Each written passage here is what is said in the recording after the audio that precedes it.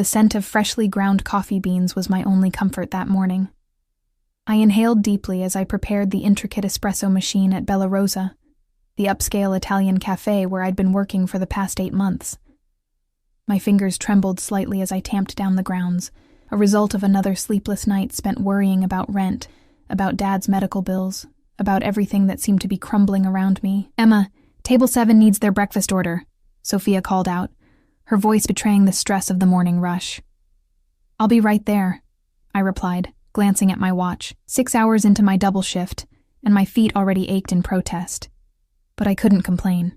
This job and the tips it provided were all that stood between me and eviction. The cafe was unusually busy for a Wednesday. Men in expensive suits occupied most tables, their voices creating a constant murmur beneath the soft classical music playing overhead. I'd learned to move invisibly between them, a ghost delivering their sustenance before disappearing again.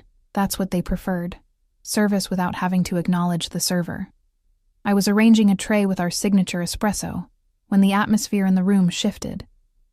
The constant chatter fell to a whisper, then to nothing at all. The hair on the back of my neck stood up, a primitive warning system alerting me to a predator's presence. When I turned, I saw them enter. 3 men, impeccably dressed, moved with purposeful strides through the cafe. 2 flanked the third, their eyes constantly scanning the room, hands positioned for easy access to whatever weapons they undoubtedly carried beneath their tailored jackets. But it was the man in the center who commanded the space, who seemed to pull all the oxygen from the room with each measured breath.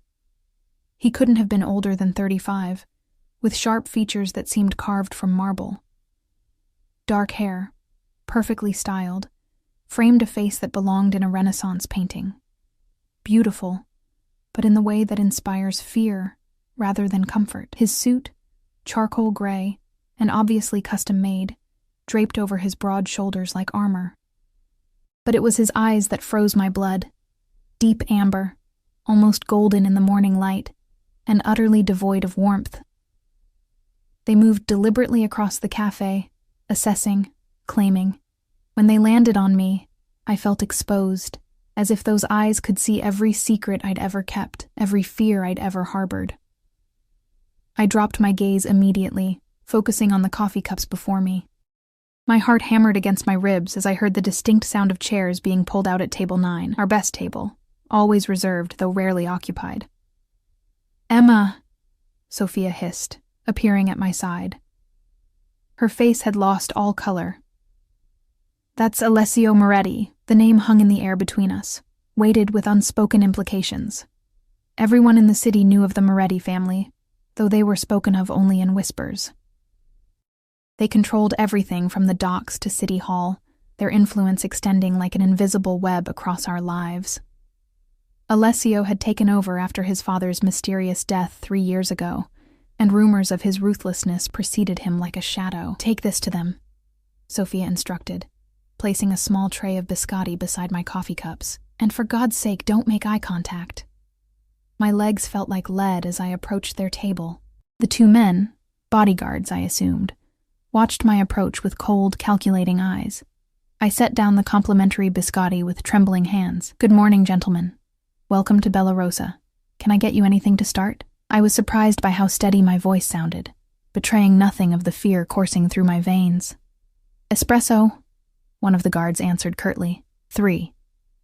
I nodded and turned to leave, relief washing over me at the simplicity of the exchange. But then his voice stopped me, low, smooth, and somehow more terrifying for its softness. "Who makes the coffee here?" I turned back slowly.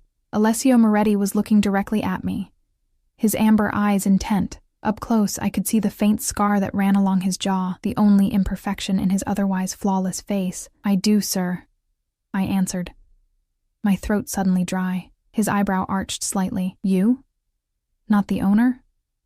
"Mr. Ricci trained me personally, sir. He says I have a gift for it." Why had I added that? I wanted to bite my tongue off. Something flickered across his face. Amusement, perhaps, or curiosity. We'll see.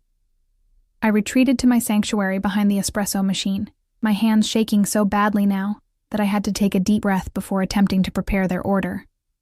I could feel his eyes on me as I worked, burning into my back like twin flames. The espresso needed to be perfect. Something told me Alessio Moretti was not a man who tolerated imperfection. I selected the freshest beans, ground them to precise consistency, and extracted the espresso with methodical care, producing 3 cups with perfect crema on top. When I returned to their table, I placed each cup down gently, saving his for last. Without meaning to, I glanced up and found him watching me, those amber eyes unreadable. I quickly looked away. He picked up the cup, inhaled the aroma with closed eyes, then took a sip. The moment stretched into eternity as I waited, barely breathing. "This," he finally said, setting the cup down with precision, "is exceptional." "Thank you, sir," I murmured, relief flooding through me. "Your name?" The question caught me off guard. "Emma. Emma Foster." Emma. The way he said my name sent a shiver down my spine, like he was tasting it, claiming it somehow. "You'll bring our coffee personally from now on." It wasn't a request. I nodded and backed away, returning to the safety of the counter. Throughout the morning, I delivered 3 more rounds of espresso to their table. Each time, Alessio watched me with that same inscrutable expression, saying nothing but observing everything. They left at precisely 11:30, leaving behind a tip that equaled a week of my usual earnings. I should have been ecstatic, but something about the encounter left me deeply unsettled. "You've been marked," Sophia whispered, as we watched their sleek black car pull away from the curb, a bulky driver navigating it into the flow of traffic. "God help you, Emma." I laughed nervously. "Don't be dramatic. He just liked the coffee." But deep down, I knew she was right. Something had changed that morning. Some invisible thread had been woven between my life and Alessio Moretti's, and I had no idea what it might mean. 2 days passed, and I began to believe I'd imagined the significance of the encounter. The Moretti men didn't return to the cafe, and life resumed its exhausting routine. I worked my shifts, counted my tips, paid what bills I could, and fell into bed each night too tired to even dream, until Friday evening, when everything changed again. I was closing up alone, Mr. Ricci having left early for his grandson's birthday dinner. The last customers had gone, leaving behind empty cups and crumpled napkins for me to clear away. Outside, rain pelted against the windows, distorting the streetlights into watery halos. I hummed quietly to myself as I wiped down tables, looking forward to going home and soaking my aching feet. The soft chime of the door made me turn, ready to apologize and explain we were closed. The words died in my throat when I saw him standing there, raindrops glistening in his dark hair. Alessio Moretti had returned, this time alone. We're closed, sir," I managed to say, clutching my cleaning cloth like a shield. He stepped further into the cafe, closing the door behind him. Without his guards, he should have seemed less intimidating. He didn't. "I know," he replied simply, removing his wet coat and hanging it on the rack by the door with elegant precision. Beneath it, he wore a crisp white shirt, the top buttons undone, revealing a glimpse of tanned skin and what looked like the edge of a tattoo. "I came for the coffee." His gaze traveled around the empty cafe before settling on me, and to see if it was really you who made it so exceptional. My heart fluttered against my ribcage like a trapped bird. "Mr. Ricci is gone for the evening." I didn't ask for Mr. Ricci. The intensity of his stare rooted me to the spot. Part of me wanted to run, to put as much distance between myself and this dangerous man as possible. But another part, a part I didn't recognize or understand, wanted to stay, to discover why he'd really come back. "One espresso, then?" I heard myself ask, already moving toward the machine. He followed, his footsteps silent on the tiled floor. "Please." I felt him watching as I worked, standing closer than any customer should. The familiar routine of preparing coffee helped steady my nerves, gave my trembling hands purpose. The rich aroma filled the space between us, momentarily masking the scent of his cologne, something expensive and subtle that reminded me of cedar and spice. When I handed him the cup, our fingers brushed briefly.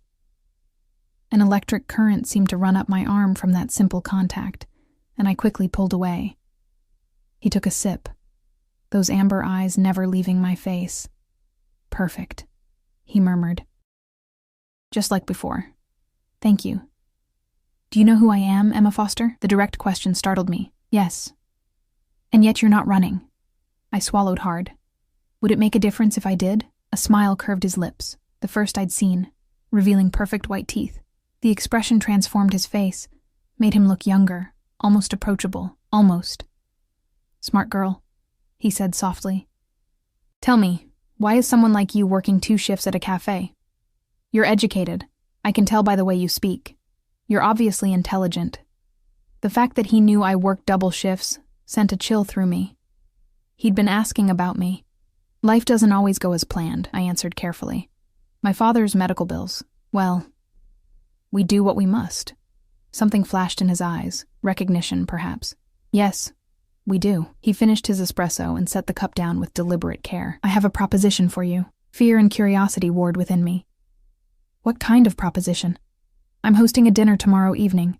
Important guests. I want you to make the coffee. To oversee all the beverages, actually. I stared at him in confusion.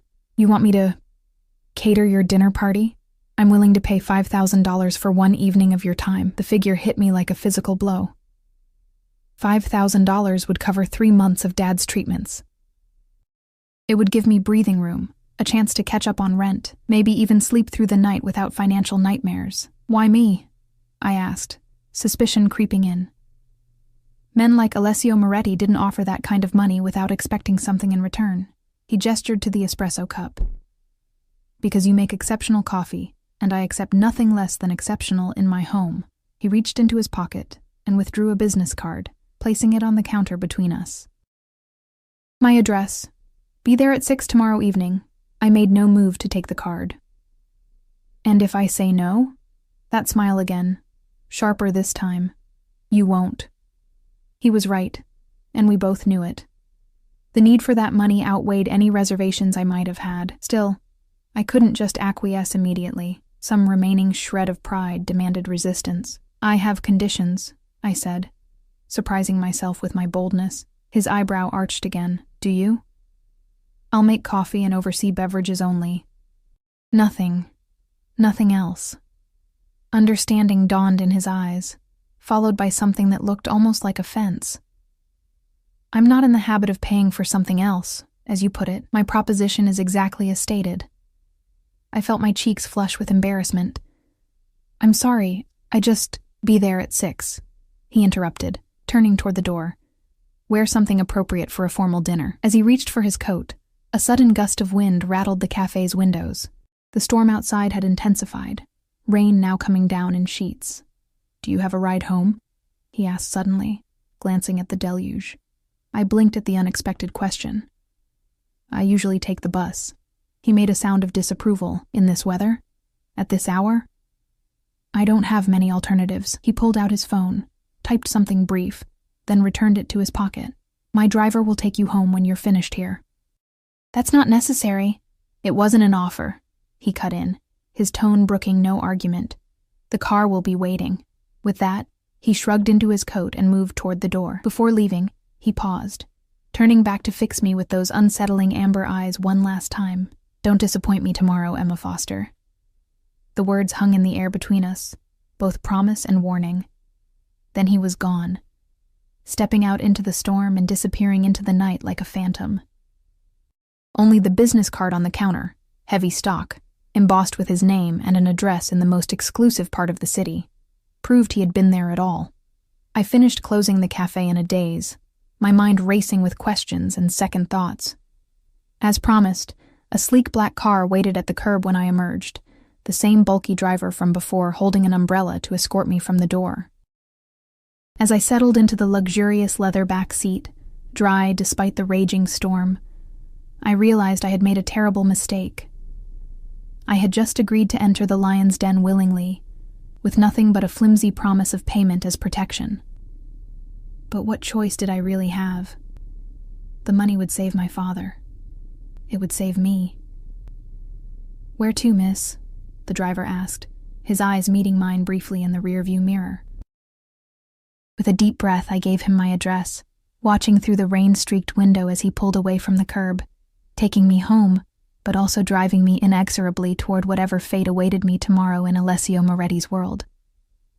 The next day passed in a blur of anxiety and preparation.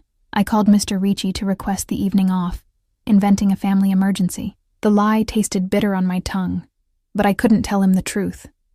That I was about to enter the home of the most dangerous man in the city for a sum of money that equaled 2 months of my salary. By 5 o'clock, I stood before my tiny bathroom mirror, barely recognizing the woman reflected back at me. I'd spent the afternoon transforming myself with the only formal dress I owned. A simple black sheath I'd worn to my mother's funeral 3 years ago. The dark fabric hugged my curves modestly, falling just below my knees. Professional enough for a caterer, elegant enough for a high-end dinner party. At least I hoped so. I'd pulled my usually unruly auburn hair into a neat chignon, applied subtle makeup to enhance my green eyes, and borrowed a pair of my roommate Jess's pearl earrings. The overall effect was adequate. Nothing that would turn heads, but presentable enough not to embarrass myself. "You're just making coffee," I reminded my reflection, trying to calm the butterflies swarming in my stomach. "Just coffee? Then you take the money and leave." The buzzer rang precisely at 5:30. The same driver from the night before waited downstairs, his face impassive as he held the car door open for me. "Good evening, miss," he said with a slight nod. "Good evening," I replied, sliding into the back seat.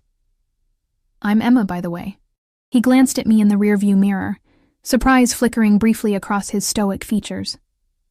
"Marco," he offered after a moment's hesitation. We drove in silence through the city, moving from my modest neighborhood with its crumbling apartment buildings and corner bodegas toward the affluent hills that overlooked the bay.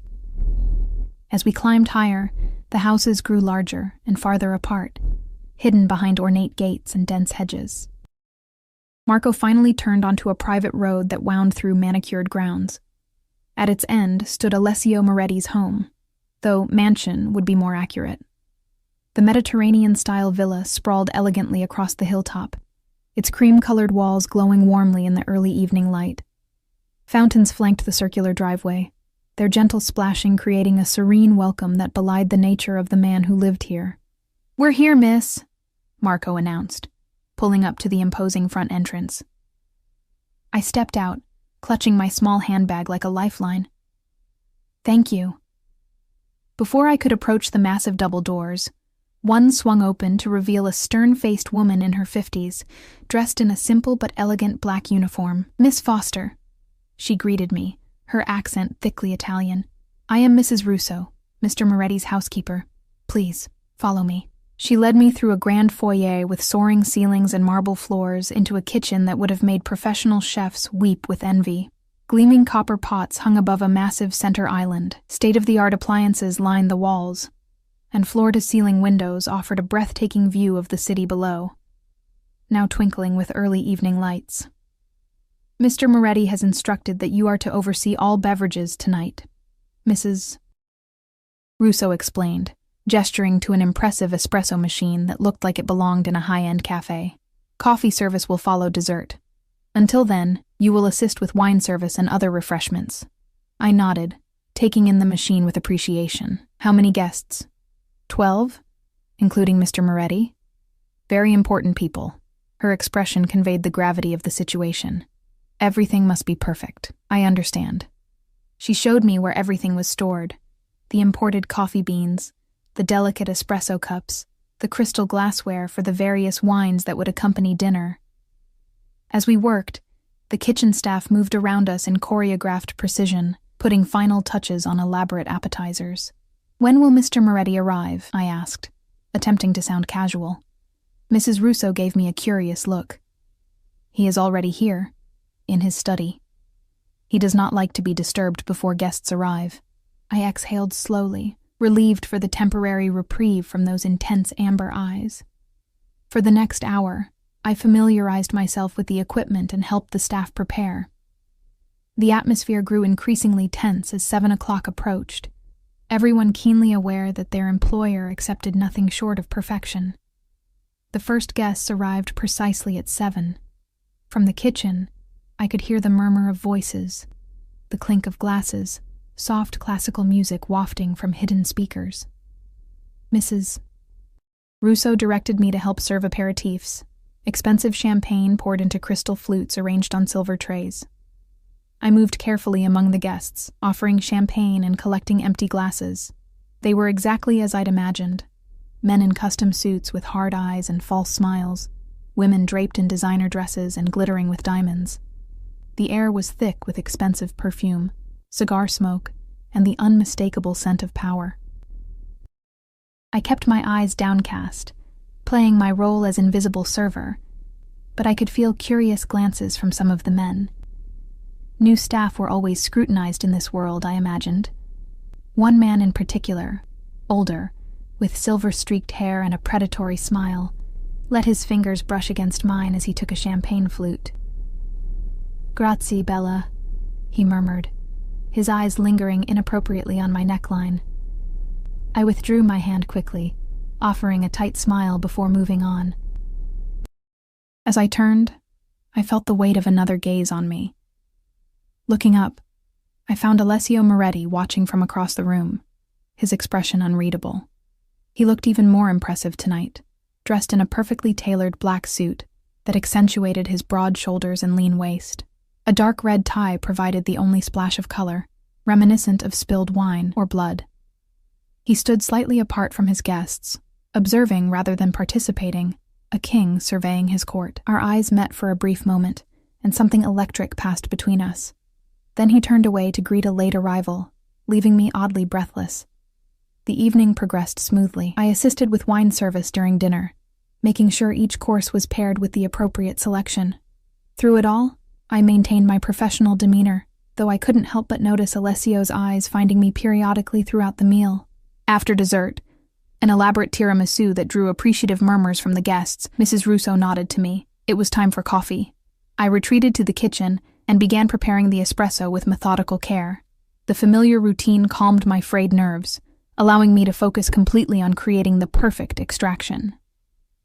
The rich aroma filled the kitchen, drawing approving nods from the other staff. As I arranged the delicate cups on a silver tray, the kitchen door swung open. Alessio Moretti stepped in, his sudden presence causing an immediate hush among the staff. He moved directly toward me, ignoring everyone else. "Mr. Moretti," Mrs. Russo greeted him, surprise evident in her voice. "Is everything satisfactory?" "Perfectly so," he replied without looking at her, his eyes fixed on me. "I came to see how our special barista is doing." The other staff exchanged curious glances, clearly wondering who I was to warrant such attention. "The coffee is ready, sir," I said, gesturing to the tray. He stepped closer, inhaling the aroma. "Excellent. Bring it out yourself. 1 cup at a time." I frowned slightly. "1 at a time?" "Yes." His tone left no room for argument. "I want each guest to experience it properly." It was an unusual request, but I nodded agreement. As he turned to leave, he added, "And Emma?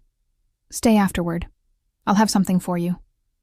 The promised payment, I assumed, trying to ignore the slight shiver his words sent down my spine. For the next half hour, I served espresso individually to each guest, preparing each cup fresh and delivering it with care. They received this special treatment with varying degrees of appreciation, some barely acknowledging me, others offering genuine thanks. The silver-haired man who had touched my hand earlier made another attempt at flirtation, but a sharp look from Alessio silenced him immediately. By the time the last guest had been served, my feet ached and my nerves were frayed, but I felt a sense of accomplishment. I had done exactly what was asked of me, with the professionalism and skill I prided myself on. The party began to wind down around 11. Guests departed in pairs and small groups, chauffeured away in luxury cars that purred like contented predators in the night. I helped the kitchen staff with initial cleanup, waiting for Alessio to summon me. "Miss Foster," Mrs. Russo appeared at my elbow. "Mr. Moretti will see you now, in his study." She led me through the quiet house, past rooms filled with art that probably cost more than I would earn in a lifetime, to a heavy wooden door at the end of a long hallway. She knocked once, then opened it without waiting for a response.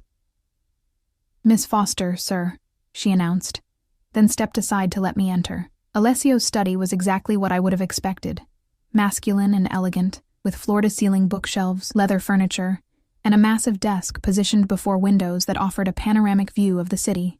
A fire crackled in a stone fireplace, casting dancing shadows across the room. He stood with his back to me, gazing out at the twinkling lights below. He'd removed his suit jacket and loosened his tie, giving him a slightly more relaxed appearance, though no less dangerous. "Your guests seem to enjoy the coffee," I said, breaking the silence. He turned, those amber eyes reflecting the firelight. "They did. You performed admirably. Thank you. If that's all, I should probably stay." He moved to a sideboard and poured 2 glasses of amber liquid from a crystal decanter. "Have a drink with me." It wasn't a request. I accepted the glass he offered, the warmth of his fingers brushing against mine momentarily. "Sit," he said, gesturing to one of the leather armchairs by the fire. I perched on the edge of the chair, sipping the expensive whiskey carefully. It burned pleasantly down my throat, warming me from the inside. Alessio sat opposite me, studying me with unnerving intensity. "Tell me something, Emma. What would you do if you didn't have to worry about money anymore?" The question caught me off guard. I don't understand. It's a simple question. If financial concerns were eliminated, how would you spend your life? I considered this for a moment, wondering why he cared. I'd finished my degree, I suppose. I was studying literature before my father got sick. Literature. He smiled slightly. "You want to be a writer? A professor, actually. I love teaching." The whiskey and the fire had relaxed me enough to speak honestly. There's something magical about opening someone's mind to new ideas, new worlds. He nodded, seeming genuinely interested.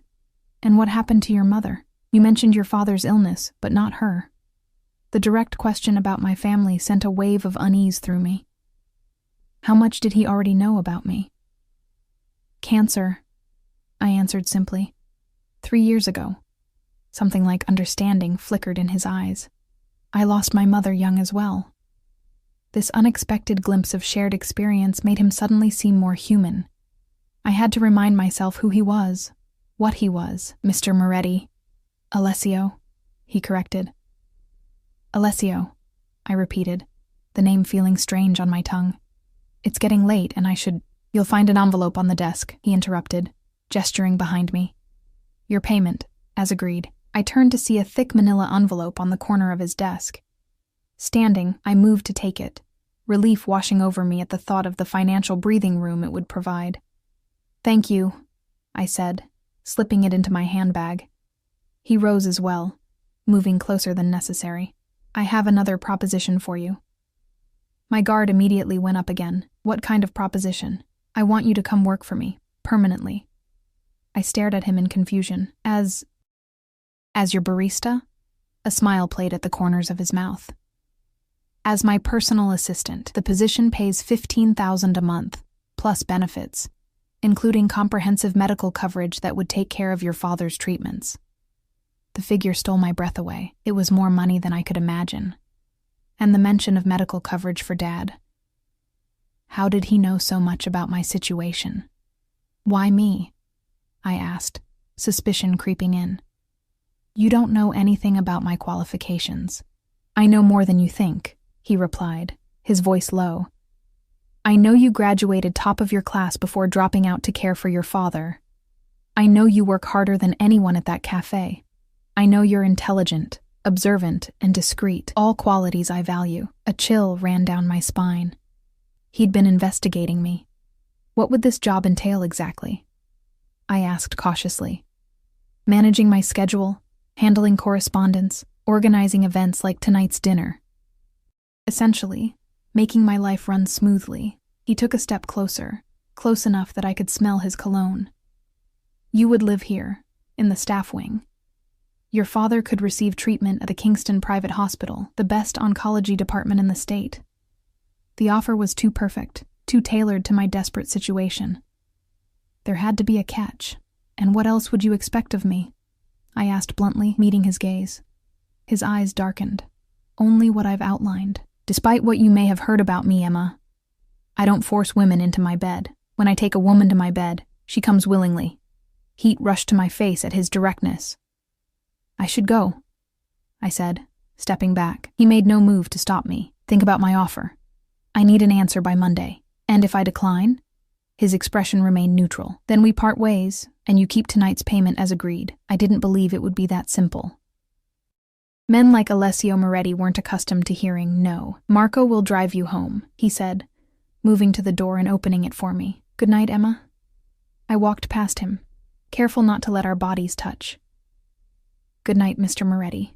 Alessio, he corrected again, his voice following me down the hallway. Marco was waiting by the front entrance, car keys in hand. The drive back to my apartment was silent, my mind racing with thoughts of Alessio's proposition. It was too good to be true, and yet the alternative was watching my father suffer while I drowned in medical debt. When we reached my building, Marco opened my door and handed me a business card. Mr. Moretti's private number, he explained. He asked me to give this to you. I took it hesitantly. Thank you, Marco. Miss Foster, he said as I turned to leave, his voice suddenly earnest. Mr. Moretti he's not always what people think. Just consider his offer carefully. I studied his face, wondering about his relationship with Alessio. How long have you worked for him? 15 years. Since he was just a teenager, there was unmistakable loyalty in his voice. I nodded, tucking the card into my bag alongside the envelope. Good night, Marco. Inside my apartment, I counted the money with trembling hands. $5,000 exactly as promised.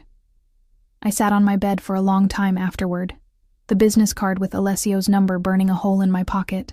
What kind of life would it be? Working for a man like him, being at his beck and call, living in his home, surrounded by his world of power and danger. The money would solve my immediate problems. But at what cost to my soul? I fell into a restless sleep, dreaming of amber eyes watching me from shadows. The next morning, I woke to a text from an unknown number. Consider this a down payment on your future. Kingston Hospital, 10 a.m. Your father has an appointment with Dr. Reeves.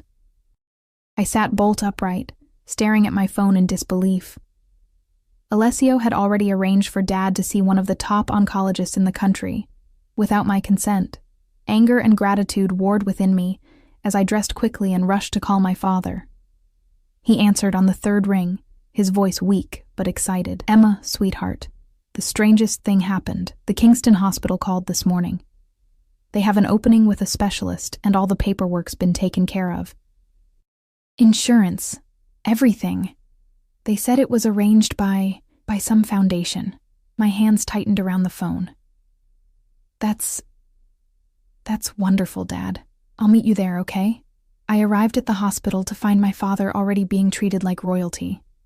The staff whisked him away for tests while I waited in a private consultation room, my thoughts a jumbled mess. The door opened, and I expected to see Dr. Reeves. Instead, Alessio Moretti walked in, impeccably dressed in another custom suit, his presence immediately filling the space. You had no right, I said, anger winning out over gratitude. No right to make decisions about my father's care without my permission. He remained calm in the face of my fury. Would you have preferred I wait while you deliberated? Time is precious when it comes to cancer treatment, Emma. That's not the point, I insisted, even as I recognized the truth in his words. You're manipulating me. He stepped closer, his amber eyes intense. I'm offering you a solution to your problems. There's a difference. Why? I demanded, desperation in my voice. Why me? Why go to all this trouble for someone you barely know? Something shifted in his expression. A vulnerability I hadn't seen before, quickly masked. Perhaps I recognize something in you. Something rare. Before I could respond, the door opened again and Dr. Reeves entered, a distinguished man with silver hair and kind eyes. He greeted Alessio with obvious deference before turning his attention to me. Miss Foster, we've completed your father's initial assessment. I'd like to discuss treatment options with you. Alessio moved toward the door. I'll leave you to it. As he passed me, he leaned close, his breath warm against my ear. Monday, Emma. I'll expect your answer. Then he was gone, leaving me to discuss my father's future with a doctor we could never have afforded without his intervention. The treatment plan Dr. Reeves outlined was comprehensive, innovative, and prohibitively expensive, but apparently, cost was no longer a concern. When I left the hospital hours later, My father comfortably settled in a private room for his first round of treatment. A black car waited at the curb. Marco opened the door without a word. On the seat inside lay a single red rose and another business card. I picked it up, turning it over in my fingers. The message was simple, written in elegant script. "You're mine now." I stared at the card, a chill racing down my spine despite the warmth of the car's interior. "You're mine now." 4 simple words that carried the weight of chains.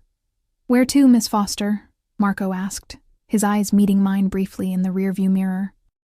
I should have been outraged, should have torn the card to pieces and demanded to be taken home. Instead, I found myself saying, "To Mr. Moretti, please."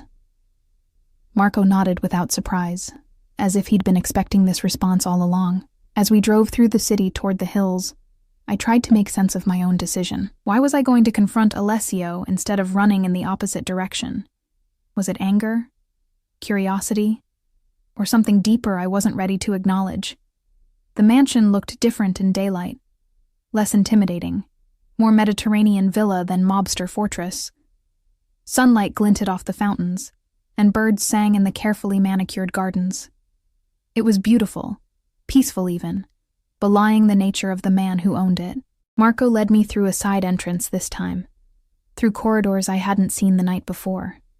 We passed what looked like a state-of-the-art gym, a home theater, and several closed doors, before reaching a sunlit atrium with a swimming pool at its center. The space was enclosed in glass, offering panoramic views of the bay below while maintaining perfect climate control. Alessio was swimming laps with powerful, efficient strokes. His muscular body cut through the water with grace that seemed at odds with his intimidating presence on land. Marco cleared his throat, and Alessio paused, looking up to see us standing at the edge of the pool. "Emma," he said, surprise evident in his voice. He swam to the edge and pulled himself out of the water in one fluid motion. I tried not to stare at his body, now on full display.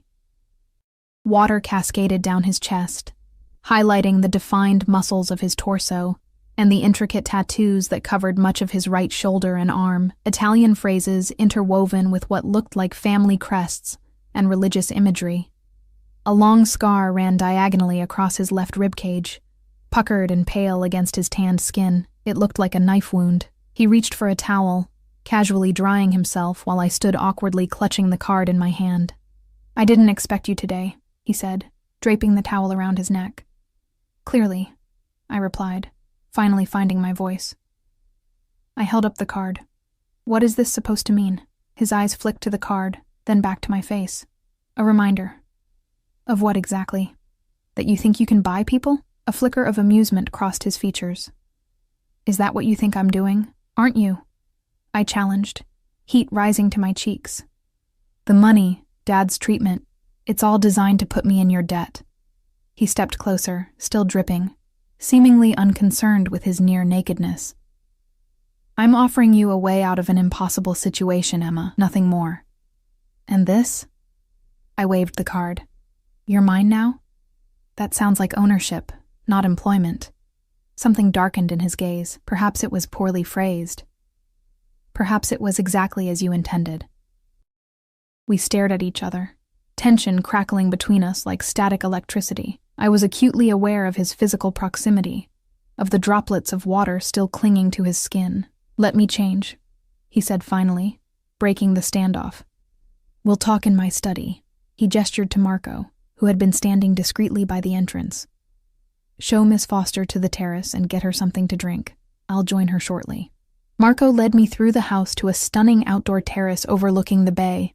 Comfortable seating was arranged around a fire pit, and flowering vines climbed elegant trellises, providing dappled shade from the midday sun. The view was breathtaking, the city spread out below, the blue water of the bay stretching to the horizon. "What can I get you to drink, Miss Foster?" Marco asked. "Just water, please," I replied, sinking onto one of the cushioned chairs. My legs felt suddenly weak, the adrenaline of confrontation draining away. As Marco left to fetch my water, I took deep breaths, trying to organize my thoughts. What was I doing here? What did I hope to accomplish? And why did my heart race every time Alessio looked at me with those intense amber eyes? The terrace door slid open, and Alessio emerged, now dressed in casual linen pants and a crisp white shirt unbuttoned at the collar. His hair was still damp, curling slightly at the nape of his neck. He looked younger, more approachable like this, though no less dangerous. He sat across from me, stretching his long legs out before him. Marco returned with 2 glasses of water, setting them on the table between us before disappearing back into the house. "Your father is comfortable?" Alessio asked, breaking the silence. The genuine concern in his voice caught me off guard. "Yes, Doctor. Reeves says the new treatment protocol has a high success rate for his type of cancer." "Good." He took a sip of water. "Dr. Reeves is the best. Why are you doing this?" I asked, the question that had been burning in me since the hospital. The truth this time, not some vague line about recognizing something in me. Alessio studied me for a long moment, as if deciding how much to reveal. "You remind me of someone," he said finally. "Someone I couldn't save." The admission surprised me. "Who?" "My sister." Pain flashed across his face, there and gone so quickly I might have imagined it. She was diagnosed with leukemia at 16. My father, he refused certain treatments on religious grounds. By the time I could legally intervene, it was too late. I hadn't expected this vulnerability, this glimpse of very human pain. "I'm sorry." He shrugged, the casual gesture at odds with the emotion I'd glimpsed. "It was a long time ago, so this is—" "What? Redemption? Call it what you want," he replied. "The fact remains that I can help your father in ways you can't. All I'm asking in return is your service." "Service," I repeated, the word tasting strange on my tongue. "As your assistant." "Yes." "Nothing more?" His eyes darkened. "I told you before, I don't force women. But you expect me to eventually warm to your bed," I said bluntly. "That's part of the unspoken arrangement, isn't it?" He leaned forward, his gaze intense. "What happens between us will be based entirely on mutual desire, Emma. Nothing more, nothing less." Heat bloomed in my chest at his words, at the implication that he desired me. It was madness. He was dangerous, powerful, everything I should be running from. And yet, "I need time to think," I said, looking away from the intensity of his stare. "You have until Monday," he reminded me. "But know this.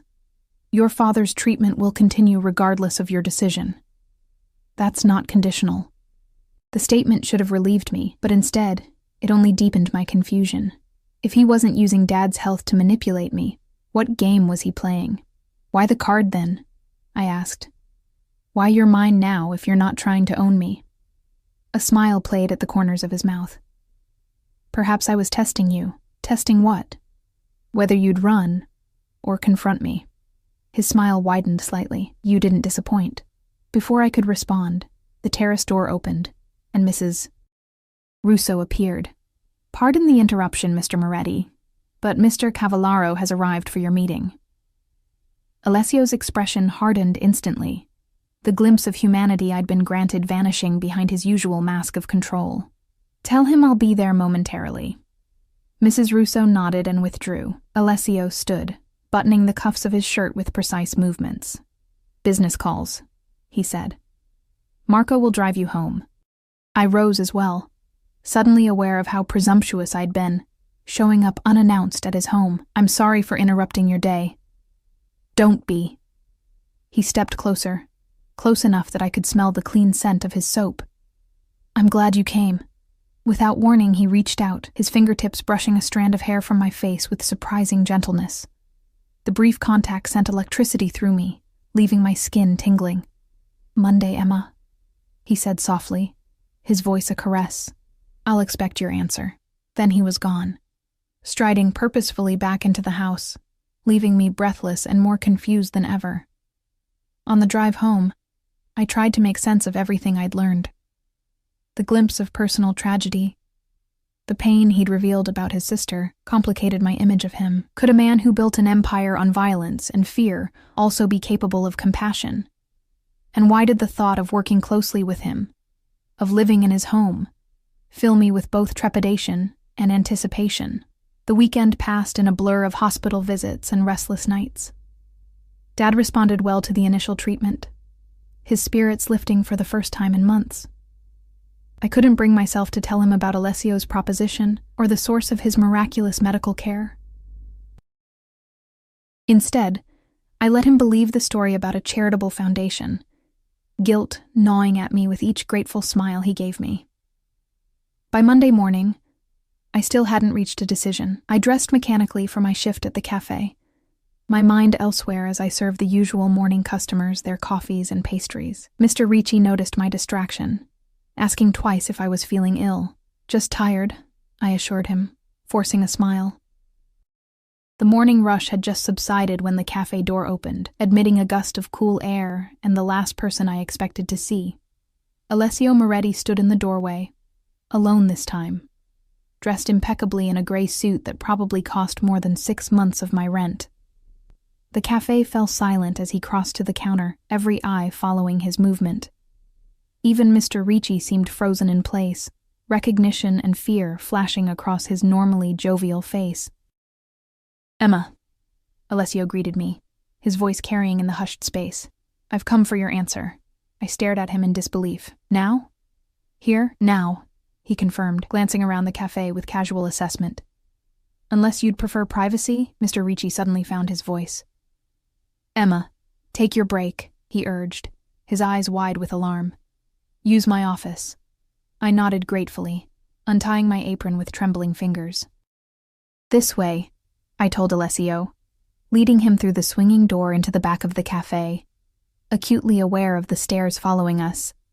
Mr. Ricci's office was little more than a closet with a desk, but it offered the privacy we needed.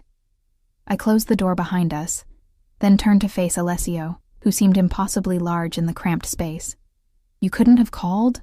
I asked, unable to keep the edge from my voice. "Now everyone will talk. Let them," he replied with casual dismissal. "Your time here is done anyway." His assumption ignited a flare of anger in me. "I haven't given you my answer yet, haven't you?" His amber eyes held mine, searching. "I can see it in your face, Emma. You've made your decision. Had I?" Even as I opened my mouth to protest, I knew he was right. The decision had been made the moment I saw my father's hope restored, perhaps even earlier, the first time those amber eyes had locked with mine. "Yes," I said finally, the word barely audible. "I accept your offer." Something flashed in his eyes. Triumph, satisfaction, perhaps even relief. "Good. When can you start?" "I need to give notice, at least a week." 2 days, he interrupted. "I'll compensate Mr. Ricci generously for the inconvenience." I wanted to argue but found I lacked the energy. This was my new reality now, Alessio Moretti making decisions, rearranging my life to suit his needs. I would have to choose my battles carefully. "Fine," I conceded. 2 days. "Excellent." He reached into his jacket and withdrew an envelope, placing it on Mr. Ricci's cluttered desk.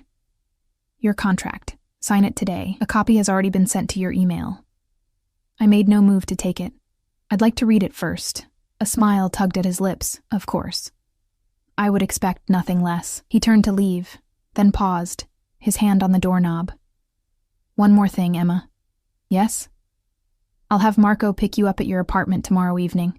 7 o'clock. Dress formally." I frowned. "For what?" "Dinner," he said simply. "With me, to discuss the details of your new position." Before I could respond, he was gone, leaving only the envelope and the lingering scent of his cologne. Through the glass panel in the door, I watched him exit the cafe, nodding briefly to Mr. Ricci before disappearing into the street. My new boss. My new life. What had I just agreed to? The next 2 days passed in a whirlwind of preparations. I gave Mr.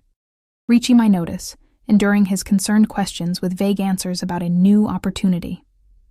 I visited Dad at the hospital, finding him improving steadily under Dr. Reeves's care. I packed my modest belongings, gave notice to my landlord, and said goodbye to my roommate Jess, who couldn't hide her concern when I explained I'd be moving into my employer's home.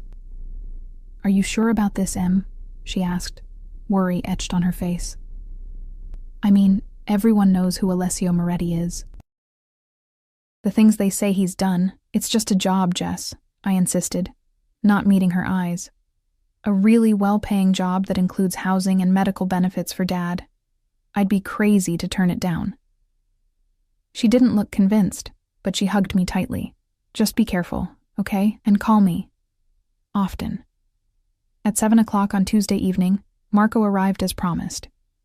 He helped load my 2 suitcases into the trunk of the sleek black car, his usual stoic expression softening slightly. "Ready, Miss Foster?" he asked as he held the door open for me.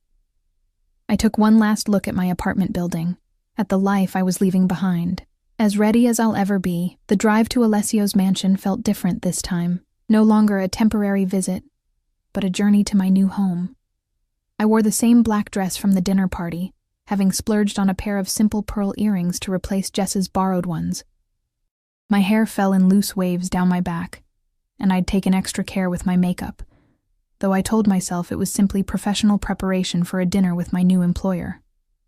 When we arrived, Mrs. Russo was waiting at the entrance.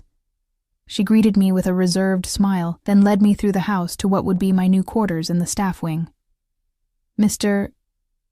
Moretti insisted you have one of the guest suites rather than standard staff accommodations," she explained, as she opened a door to reveal a spacious bedroom with an attached sitting area and private bathroom.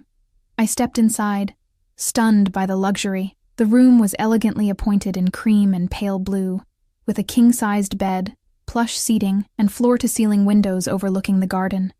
Fresh flowers stood on a side table, their subtle fragrance perfuming the air. "This is too much," I said, turning to Mrs. Russo.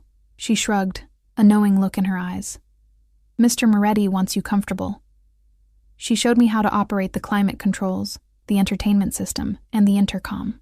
"Mr. Moretti is waiting for you on the terrace for dinner," she said as she prepared to leave. "Do you need time to freshen up?" I glanced at myself in the ornate mirror above the dresser. "No, I'm ready." "Very well. I'll show you the way." The terrace had been transformed since my visit 2 days ago. A table for 2 had been set up near the edge, offering the best view of the bay. Candles flickered in glass hurricanes, and a bottle of wine breathed in an ice bucket. The setting was unmistakably intimate, not an employer-employee dinner, but something far more personal. Alessio stood at the railing, gazing out at the city lights beginning to twinkle in the gathering dusk. He turned as we approached, and the intensity of his gaze as it traveled over me sent heat rushing to my cheeks. "Emma," he greeted me, moving forward to pull out my chair. "You look lovely." "Thank you," I murmured, taking my seat. Mrs. Russo disappeared silently, leaving us alone with the view and the candles and the growing tension between us. "Wine?" Alessio offered, already reaching for the bottle. I nodded, watching as he poured 2 glasses with practiced ease. His movements were precise, controlled, like everything else about him. "To new beginnings," he said, raising his glass. I touched my glass to his, the crystal making a delicate chime. New beginnings. As I took a sip of the undoubtedly expensive wine, I couldn't shake the feeling that I had just sealed a pact that went far beyond employment, one that would alter the course of my life in ways I couldn't begin to imagine. "Welcome home, Emma," Alessio said softly, his amber eyes reflecting the candlelight as they held mine captive across the table. "Home." The word echoed in my mind as I looked out over the glittering city below, the vast mansion behind me and the dangerous, enigmatic man before me. What kind of home had I just entered? And at what cost?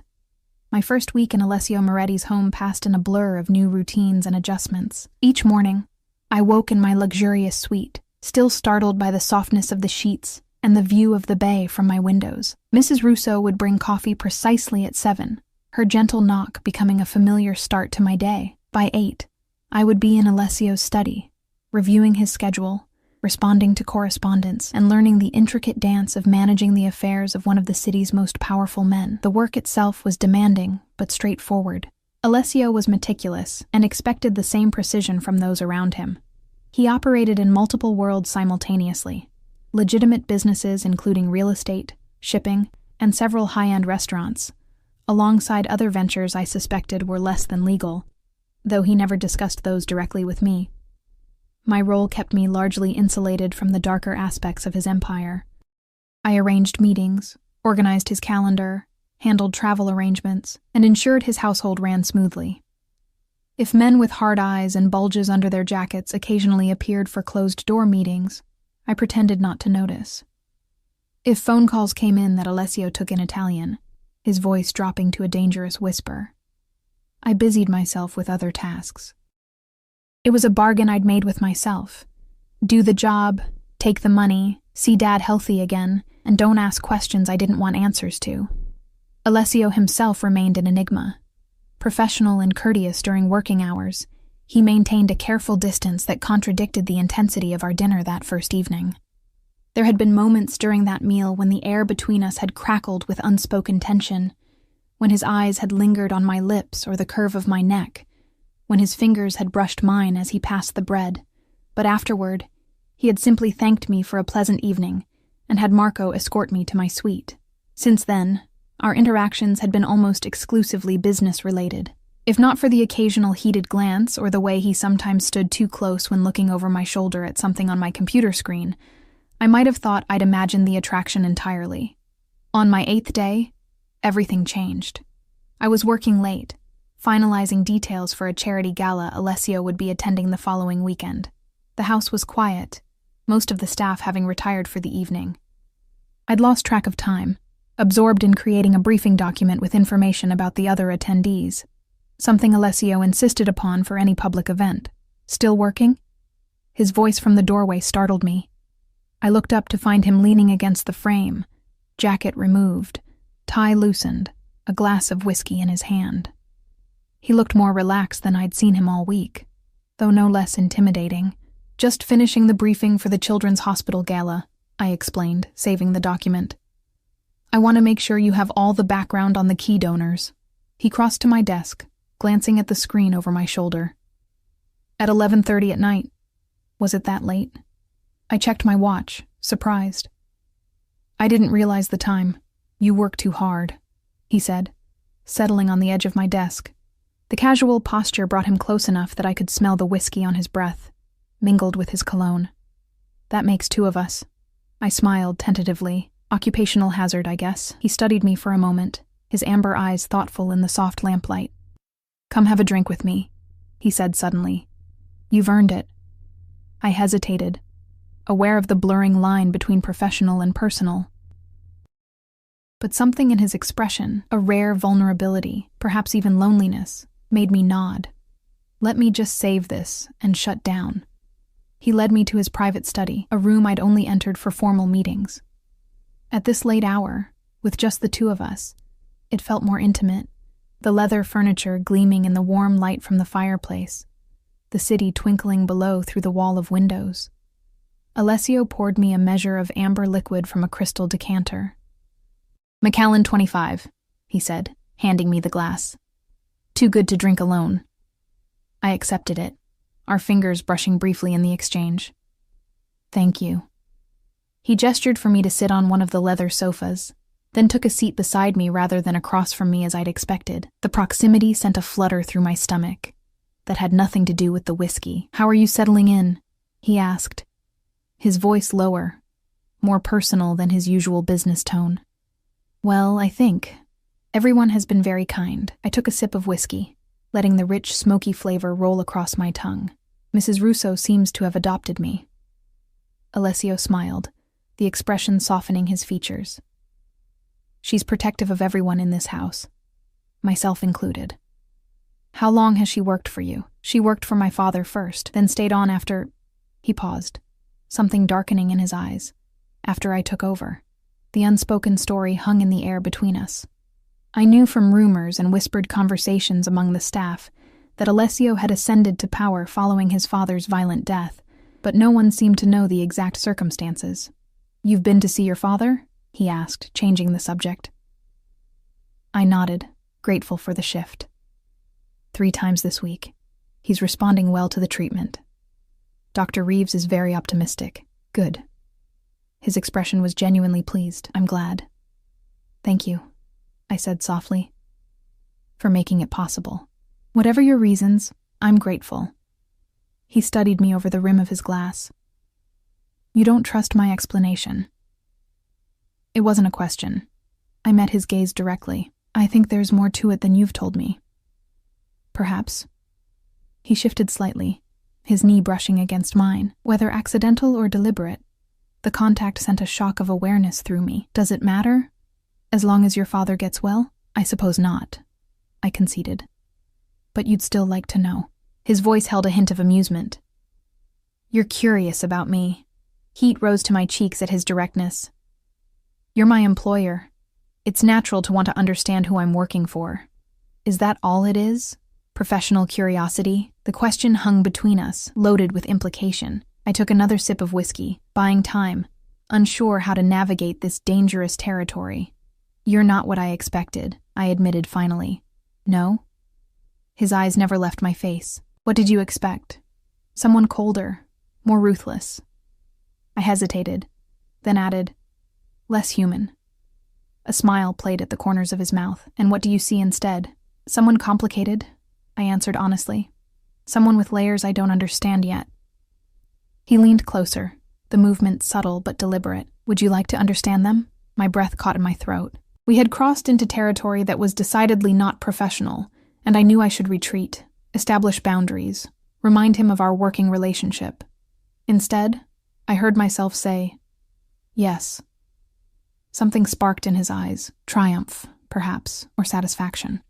He reached out, his fingers brushing a strand of hair from my face in a mirror of his gesture from the day on the terrace. This time, though, his touch lingered, tracing the curve of my jaw with feather-light pressure.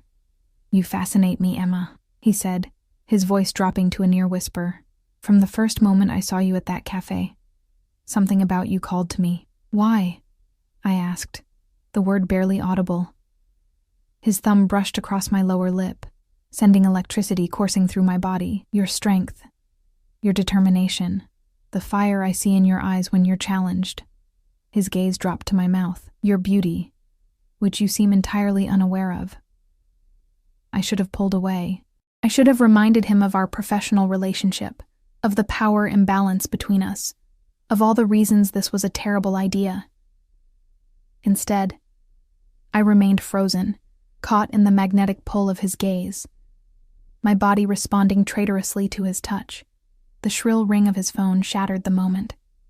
Alessio's expression hardened instantly as he checked the caller ID. He stood, putting distance between us. I need to take this, he said, all traces of intimacy gone from his voice. I nodded, relief and disappointment warring within me. Of course. I should get some sleep anyway. He answered the phone as I rose to leave, his voice shifting to rapid Italian, tension evident in his stance. At the door, I glanced back to see him staring out the window, one hand clenched at his side, power and danger radiating from him in palpable waves. This was who he really was, not the man who had just tenderly touched my face, but a man who moved in a world of violence and secrets. I had been foolish to forget it, even for a moment. Back in my suite, I pressed my fingers to my lips, still feeling the ghost of his touch. What game was he playing? And more disturbingly, why was I so willing to play along? Sleep eluded me that night, my dreams when they finally came filled with amber eyes and whispered promises. The next morning, Alessio was gone before I arrived at his study. Mrs. Russo informed me he had early meetings in the city and wouldn't return until evening. I tried to ignore my relief at the reprieve, focusing instead on my tasks for the day.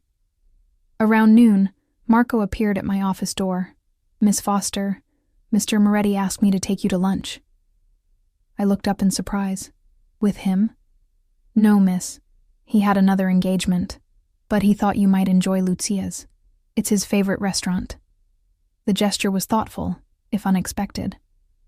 I accepted, grateful for a break from the house and the chance to clear my head. Lucia's turned out to be a charming Italian trattoria in the city's North Beach district, tucked away on a quiet side street. The maitre d' recognized Marco immediately and led us to a secluded table in the back, announcing that Mr. Moretti's special menu would be served. He comes here often? I asked Marco once we were seated. Marco nodded, his usually stoic expression softening. Since he was a boy, Lucia was his mother's cousin. The place is special to him. It was the most personal information Marco had ever volunteered about Alessio.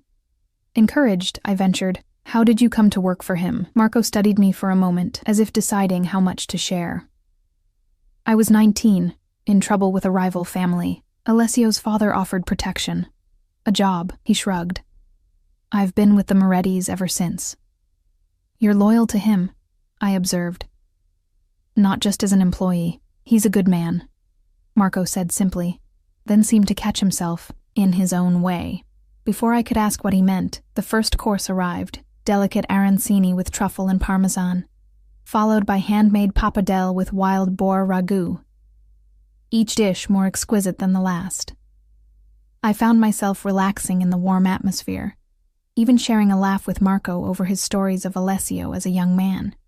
He was different then, Marco said, a faraway look in his eyes. Before his sister died, before his father. He trailed off, seeming to realize he'd said too much. I waited, hoping he would continue, but he changed the subject, asking about my father's progress instead. After lunch, rather than returning directly to the mansion, Marco drove me to the hospital at my request. Dad was sitting up in bed when I arrived, color in his cheeks for the first time in months. "There's my girl," he greeted me, reaching for my hand. "I was hoping you'd visit today." I spent an hour with him, carefully avoiding any mention of Alessio or my new living arrangements. I'd told Dad I'd taken an administrative position with a private firm, letting him assume I'd found my own apartment closer to work. The lies tasted bitter, but I couldn't bring myself to tell him the truth, that his recovery was being funded by one of the city's most notorious figures, and that I was now living in that man's house. When I returned to the mansion that evening, I found a note on my desk in Alessio's distinctive handwriting. "Join me for dinner, 8 p.m. A." Simple, direct, not a request so much as an expectation. I considered declining, sending a message that last night's intimate moment had been a mistake. But curiosity won out, along with something deeper I wasn't ready to name. At 8, I made my way to the terrace, where we had shared our first dinner together. This time, there was no elaborate setup, just a simple table with candles and place settings for two. Alessio was already there, gazing out at the bay, a glass of wine in hand. He turned as I approached, his eyes moving appreciatively over my simple blue dress. "You look lovely," he said, moving to pull out my chair. "Thank you." I took my seat, hyper-aware of his proximity as he pushed in my chair. "How were your meetings?" "Productive." He poured wine into my glass, but that's not what I want to discuss tonight. I took a sip of wine to steady my nerves. "What do you want to discuss?" He sat across from me, his amber eyes intent. "Us." The directness shouldn't have surprised me. Alessio never seemed one for games or pretense, but it still caught me off guard. "There is no us," I said carefully. "I work for you." "Is that all it is?" he challenged, echoing his question from the previous night. I met his gaze evenly. "It's all it should be." "Should," he repeated, a smile playing at his lips, "but not what you want." "What I want doesn't matter," I countered. "The power dynamic between us makes anything else complicated." "Life is complicated, Emma." He leaned forward, his voice dropping. "But some things are simple. The way you respond when I touch you, that's simple. The way your pupils dilate when I step too close, that's simple too." Heat rushed to my cheeks at his blunt assessment. "Attraction isn't enough." "No," he agreed surprisingly. "It's just the beginning." Mrs. Russo appeared with our first course, temporarily halting the dangerous conversation. Throughout the meal, we talked of safer topics, books we'd read, places we'd traveled, music we enjoyed. I was surprised to discover Alessio had a passion for classical literature and played the piano, facets of him that didn't align with his ruthless reputation. It was only after dessert, as we lingered over coffee, that he returned to the subject of us. "I'm not asking you to share my bed, Emma," he said, his directness making me choke slightly on my coffee. "Not yet. I'm asking you to let me court you properly." I stared at him in disbelief. "Court me? Like we're in a Jane Austen novel?" A smile curved his lips. "Would you prefer I seduce you? Because that was my alternate plan." Despite everything, I found myself laughing. "You're impossible." "I know what I want," he corrected, reaching across the table to take my hand. His thumb traced circles on my palm, sending shivers up my arm. "And I'm willing to be patient to get it." "And what is it you want exactly?" I asked, my voice embarrassingly breathy. His eyes darkened. All of you, Emma, not just your body, though I want that too. His fingers tightened around mine. I want your mind, your heart, your trust. I want you to be mine in every way that matters. The possessiveness in his voice should have frightened me. Instead, it sent a thrill through me that I couldn't entirely suppress. I barely know you, I whispered. Then get to know me, he challenged. Give me a chance to show you who I really am, beyond the rumors and reputation. I withdrew my hand from his, needing space to think clearly. And if I'm not interested in being yours? Something flashed in his eyes, not anger, but determination. Then I'll accept that. Your job, your father's treatment, none of that changes. I told you before I don't force women. I believed him, strangely enough. For all his power and dangerous reputation, I sensed an iron code of honor in Alessio that extended to certain boundaries he wouldn't cross. I need time, I said finally. He nodded, accepting my non-answer with grace. Time you shall have, but know this, Emma. His voice dropped, sending shivers down my spine. I'm a patient man, but my patience has limits, and I find myself increasingly impatient where you're concerned. The warning, or promise, lingered between us as we finished our coffee in charged silence. When I finally rose to leave, he walked me to the entrance of the staff wing, stopping at the threshold. Good night, Emma, he said softly. Good night, Alessio. I was halfway down the corridor when his voice stopped me. Emma. I turned back. He stood watching me, power and restraint evident in his posture. Dream of me, he said, the words both command and plea.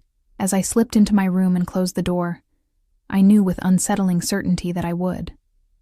The weeks that followed settled into a strange dance of professional efficiency and simmering tension. By day, I was Alessio's competent assistant, managing his affairs with increasing confidence. By night, we shared dinners on the terrace or in the formal dining room, conversations that ranged from literature to philosophy to memories of our childhoods. True to his word, he didn't pressure me physically, though his eyes often lingered on my lips when I spoke, and he found excuses to touch me. A hand at the small of my back when guiding me through a doorway, fingers brushing mine when passing documents, a kiss on my knuckles when saying goodnight. It was a slow, deliberate seduction, all the more effective for its restraint. I visited Dad regularly, delighting in his steady improvement. The hollows in his cheeks filled out, color returned to his complexion, and his laugh, a sound I hadn't heard in months, became frequent again. Dr. Reeves spoke of remission as a real possibility, not just a distant hope. It's a miracle, Dad said one afternoon as we sat in the hospital garden. I never thought I'd feel this good again. Guilt twisted in my stomach at his innocent joy. The new treatment is working wonders. It's more than that. He squeezed my hand. It's having hope again. Seeing you happy too. Was I happy? The question followed me back to the mansion that evening. I had comfort, security, fascinating work, and Dad was getting well. All things that should equal happiness. But beneath it all ran an undercurrent of tension, not just from my complicated feelings for Alessio, but from glimpses of his other life I couldn't continue to ignore. Like the night I came upon him in his study, speaking harshly in Italian to a man who cowered before him. Or the morning his knuckles were bruised, though he offered no explanation. Or the hushed conversations that stopped abruptly when I entered a room. I was living in a beautiful cage, willfully blind to the predator who owned it. The fragile equilibrium shattered on the night of the Children's Hospital Gala. Alessio had been tense all day, taking calls behind closed doors, his jaw set in a hard line whenever I saw him. Still, he insisted on attending the charity event as planned, with me accompanying him to manage logistics and introductions. I wore a gown he had sent up to my room that morning, midnight blue silk that draped elegantly from one shoulder, leaving the other bare. When I emerged from my suite, he was waiting in the foyer, resplendent in a black tuxedo that emphasized his broad shoulders and lean strength. His eyes darkened as they traveled over me. Beautiful, he said simply, offering his arm. The gala was held at the city's Grand Hotel, its ballroom transformed into a winter wonderland of silver and blue. As Alessio's assistant, I moved through the crowd with practiced ease, making introductions, handling minor issues, ensuring everything ran smoothly. As the night progressed, I noticed Alessio growing increasingly distracted, checking his phone frequently, his eyes scanning the room with predatory alertness. "Is everything all right?" I asked during a quiet moment. "Fine," he replied tersely. Then, seeing my expression, softened his tone. "Just business that couldn't wait." Nothing for you to worry about, but I did worry, especially when I noticed Marco and another of Alessio's security men, positioned strategically at the ballroom entrances, hands inside their jackets, eyes constantly moving. The evening was winding down when it happened. Alessio had just finished speaking with the hospital director when his phone buzzed. He checked the screen, his expression hardening instantly. "We need to leave," he said, his hand closing firmly around my elbow. "Now." "What's wrong?" I asked, alarmed by the urgency in his voice.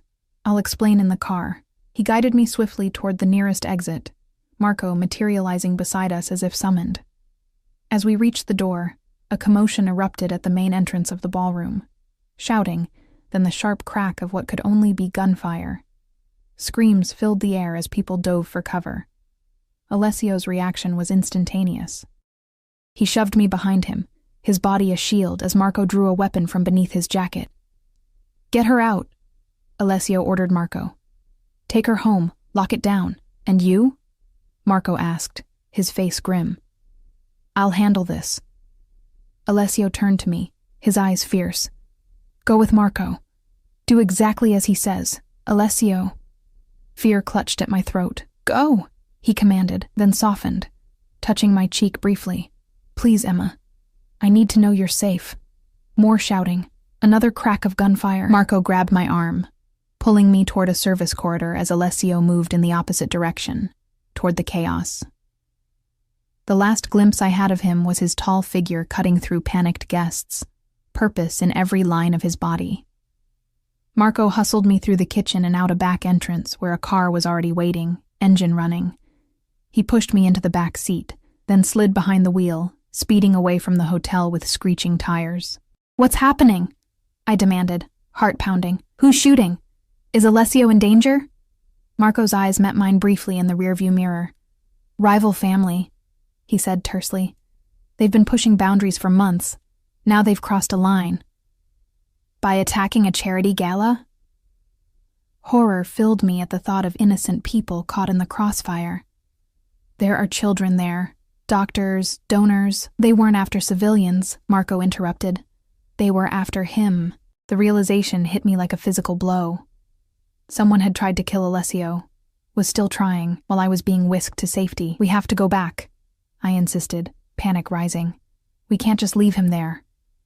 "Mr. Moretti gave me an order," Marco said firmly. "Get you to safety. He can take care of himself." I slumped back against the seat, fear and helplessness washing over me. What if Alessio was hurt? What if he was killed? The thought sent a pain through my chest so sharp it stole my breath. When had he become so important to me? When had the idea of losing him become unbearable? Marco drove with grim concentration, taking a circuitous route back to the mansion. When we arrived, the security presence had doubled. Men with guns patrolled the grounds, and additional guards stood at every entrance. "Go to your room and stay there," Marco instructed as he escorted me inside. "I'll come for you when it's safe." "Safe?" I repeated, fear making my voice sharp. "When will that be?" "When Alessio returns." "If he returns?" Marco's expression softened slightly. "He'll return, Miss Foster. He always does." Alone in my suite, I paced like a caged animal, jumping at every sound, checking my phone obsessively though I knew Alessio wouldn't call. Hours passed with no word. I changed out of my gown into comfortable leggings and a sweater, but sleep was impossible. All I could think about was Alessio, facing danger while I hid in luxury. It was nearly dawn when I heard it. The sound of cars in the driveway, doors slamming, voices. I rushed to the window in time to see Alessio emerge from a black SUV, flanked by several men. Even from a distance, I could see blood on his white shirt, though he walked without assistance. Relief crashed over me so intensely my knees nearly buckled. He was alive. Hurt, but alive. Without thinking, I ran from my room, through the silent house to the main entrance. As I reached the foyer, Alessio was coming through the door, his tuxedo jacket gone, his shirt stained with blood, a cut above his eyebrow still seeping. He stopped short when he saw me, surprise flickering across his face. "Emma." My name was rough in his throat. "You should be asleep." "You're hurt," I said, moving toward him instinctively. He waved away my concern, not my blood, mostly. The casual dismissal of violence should have horrified me. Instead, all I felt was overwhelming relief that he was standing before me, alive and relatively unharmed. "What happened?" I asked, my voice barely above a whisper. His expression darkened. "Nothing you need to concern yourself with." "People were shooting at you," I insisted. "I think that concerns me." Something flashed in his eyes, surprise perhaps, at my boldness, or at the implication that his safety mattered to me. "The situation has been handled," he said after a moment, his voice carefully controlled. "It won't happen again." The coldness in his tone sent a chill through me. What did handled mean? How many people had died tonight because of the world Alessio inhabited? The world I had willingly entered. "You should get some rest," he continued, already turning away. "We can discuss this tomorrow." "No." The word escaped before I could stop it. "We discuss it now." He paused, turning back with dangerous slowness. The men around us seemed to fade into the shadows, sensing a private confrontation. "You're giving me orders now?" His voice was soft, but with an edge that reminded me exactly who he was. I should have backed down. Any sane person would have, but fear and relief and weeks of tension had stripped away my caution. "I thought I was going to lose you tonight," I said, the raw honesty of the words surprising us both. I deserved to know why. Something shifted in his expression, the coldness melting into something more complex. He studied me for a long moment, then nodded to his men. "Leave us." They disappeared without a word, leaving us alone in the vast foyer.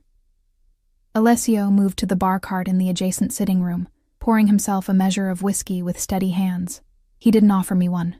"The Cavallaro family has been testing boundaries for months," he said after taking a long sip. "Tonight they made their move, thinking a public venue would give them advantage." "And did it?" I asked quietly. A grim smile curved his lips. "No, they miscalculated. I didn't ask what that meant. I didn't want to know how many of the Cavallaro family had paid for that miscalculation with their lives." "Why?" I asked instead. "Why attack you at all? Territory, power." He shrugged, as if discussing business strategy rather than violence. The usual reasons men fight wars. "And now?" "Now they know better than to challenge me." The coldness was back in his voice, reminding me of who he was beneath the cultured veneer, a man who had clawed his way to the top of a violent world and would do whatever necessary to stay there. "Is it over?" I asked. He hesitated, then nodded. "For now. These things never truly end, Emma. There's always someone ready to test the boundaries, to take what isn't theirs." A chill ran through me at his words. This wasn't a one-time incident. It was the reality of his life, of the life I'd stepped into. "I can't do this," I whispered, the realization crashing over me. "I can't live like this, waiting for the next attack, wondering if you'll come home alive." Something vulnerable flashed across his face before his expression hardened again. "You knew who I was when you came here." "I knew what you did," I corrected. I didn't understand what it meant. He set down his glass and moved toward me, stopping close enough that I could smell blood and gunpowder mingled with his cologne. "And now that you do, will you run?" The question hung between us, weighted with everything unspoken. I should run. Any sane person would pack their bags and flee this dangerous world I'd stumbled into, and yet, I don't want to, I admitted, the truth tearing from somewhere deep inside me. "That's what terrifies me most. I should want to run from you, from all of this. But I don't." His eyes darkened, pupils dilating. "Why?" "Because I care about you," I whispered. "God help me, but I do." He reached for me then, one hand cupping my face with surprising gentleness. "Emma," he breathed, my name a prayer on his lips. Then his mouth was on mine, fierce and hungry, as if he'd been holding himself back for too long. I should have pulled away, should have maintained the last shreds of my resistance. Instead, I melted into him, my arms winding around his neck as I returned his kiss with equal fervor. He tasted of whiskey and danger, his body hard and unyielding against mine. One hand tangled in my hair, the other at the small of my back, pressing me closer until there was no space between us, just heat and need and the thundering of my heart. When we finally broke apart, both breathing hard, he rested his forehead against mine. "I've wanted to do that since the first day at the cafe," he confessed. "I know," I said, surprised to find I was smiling despite everything. His thumb traced my lower lip, his eyes intent on my face. "Come to my bed tonight," he said. The words both question and command. Every rational thought screamed that this was madness, that I was crossing a line I could never uncross, binding myself irrevocably to a man whose world was filled with violence and danger. But rationality had long since lost its hold on me where Alessio was concerned. "Yes," I whispered. The single word seemed to ignite something in him. He swept me into his arms with surprising strength, carrying me up the grand staircase toward the wing I had never entered, his private quarters. His bedroom was exactly as I'd imagined, masculine and elegant, dominated by a massive four-poster bed with dark silk sheets. He set me down gently beside it, his eyes never leaving mine as he began to unbutton his blood-stained shirt. "Are you sure?" he asked, giving me one last chance to retreat. In answer, I reached for the hem of my sweater, pulling it over my head in a single fluid motion. His breath caught audibly as his gaze traveled over my exposed skin. "God, you're beautiful," he murmured, shrugging off his shirt to reveal the muscled torso I'd glimpsed that day at the pool, now marked with fresh bruises and older scars that told the story of the violent life he led. I stepped closer, tracing a particularly vicious scar that ran across his ribs. "Does it hurt?" He caught my hand, pressing it flat against his chest where his heart thundered beneath my palm.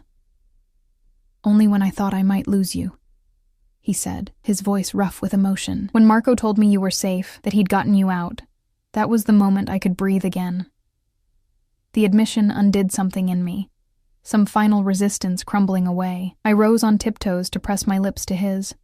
A softer kiss this time, filled with all the feelings I couldn't yet put into words.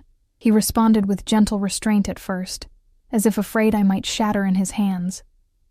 But as I pressed closer, my body making my intentions clear, the restraint gave way to hunger. His kisses grew deeper, more demanding, his hands moving over my body with increasing urgency. We fell onto the silk sheets together, clothing discarded, skin against skin, the last barriers between us dissolving in heat and need. He touched me with reverent hands, as if memorizing every curve, every sensitive spot that made me gasp. I explored him in turn, learning the geography of his body, the hard planes of muscle, the rough texture of scars, the places that made his breath catch when I touched them. When he finally moved over me, his weight supported on his arms, his amber eyes locked with mine, I felt as if I were falling into something I couldn't control, and no longer wanted to. "You're mine now," he whispered against my lips, echoing the words from the card that had once frightened me. "Say it, Emma. Say you're mine." In that moment, with his body poised above mine, I knew there was only one answer I could give. "I'm yours," I breathed. "And you're mine."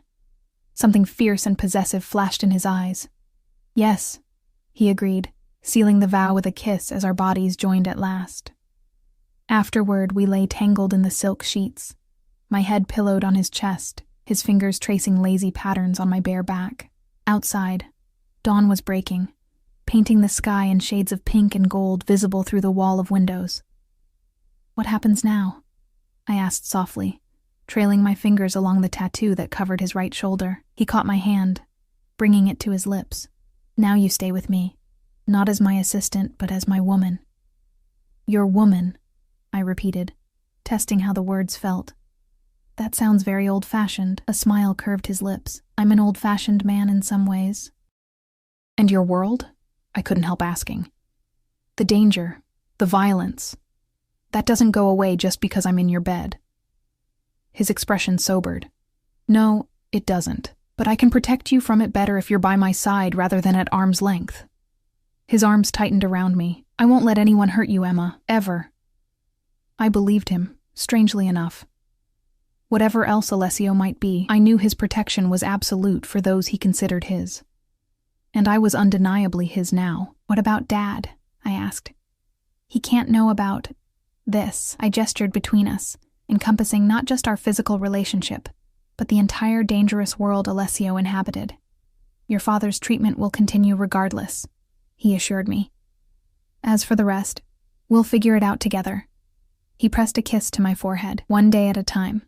It wasn't a perfect solution. There would be challenges ahead, navigating Alessio's dangerous world, keeping secrets from my father, figuring out who I was now that I had crossed this line. But lying in his arms as the sun rose over the bay, I felt something I hadn't experienced in a very long time: peace.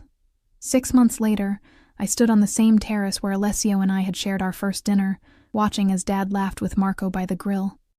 The sound of his laughter, strong, uninhibited, healthy, still made my heart swell with joy. Dr. Reeves had pronounced him in complete remission 2 weeks ago, though he would continue maintenance treatments for another year as a precaution. He still didn't know the full truth about Alessio, only that he was a successful businessman who had become an important part of my life. The less savory aspects of Alessio's empire remained hidden, a necessary deception I had come to accept as the price of our happiness. Arms encircled me from behind, and I leaned back into Alessio's familiar embrace. "Happy?" he murmured against my ear. I turned in his arms to face him, taking in the face that had become my home, the amber eyes that could still make my heart race, the strong jaw now relaxed in contentment, the mouth that knew exactly how to drive me wild. "Yes," I answered truthfully. "Despite everything, yes." His fingers brushed a strand of hair from my face, the gesture now achingly familiar. "No regrets?" I thought about the journey that had brought us here, from that first meeting at the cafe to the night of the gala that had forced me to confront the reality of his world. There had been difficult moments since then, times when the violence of his life had intruded on our happiness, when I'd questioned my choices, but through it all, his love had remained a constant, fierce and protective and true. "No regrets," I said, rising on tiptoes to brush my lips against his. "I'm exactly where I'm meant to be." He smiled against my mouth, the expression transforming his face into the private version only I got to see, the man behind the power, the vulnerability beneath the strength. "Mine," he whispered. The word no longer a threat, but a promise. "Yours," I agreed, sealing the vow with a kiss as the sun set over the bay, painting the sky in shades of amber that matched the eyes of the dangerous, complicated, beloved man who had claimed my heart. In the distance, Dad called for us to join him, his voice strong and vibrant, free from the weakness that had plagued him for so long. Alessio took my hand, interlacing our fingers as we walked toward the future we had chosen. Together, some might call it a devil's bargain, this life I'd embraced. Perhaps it was, but as I looked at Alessio, at the love shining in his eyes when he gazed at me, I knew I wouldn't have it any other way. In the end, we all make compromises for love. Mine had simply been more dramatic than most. I was Alessio Moretti's woman now, his heart, his peace, his home. And he was mine, in every way that mattered. For better or worse, in darkness and in light, we belonged to each other. And that, I had come to learn, was all that truly mattered in this dangerous, beautiful life we had built together.